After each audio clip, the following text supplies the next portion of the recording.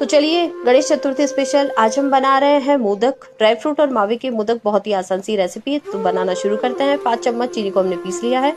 उसके बाद उसी ग्राइंडिंग जार में हम काजू, पिस्ता और नारियल के बुरादे को भी हम पीस लेंगे। 1 कटोरी मावा लेंगे, 1 चम्मच घी लेंगे, अच्छे से इसको रोस्ट करेंगे। उसके बाद तीनों पाउडर्स को इसमें मिक्स कर देंगे और अच्छे से मिक्स करने के बाद इसमें हम डालेंगे केसर वाला दूध, इलायची पाउडर और साथ ही पाउडर शुगर। इन सबको मिक्स करके अच्छे से मिक्स कर लिया है हमने और ये हमारा डो तैयार हो गया। थोड़ा ठंडा करेंगे और एक मोल्ड में इस तरह से इसे सेट करेंगे।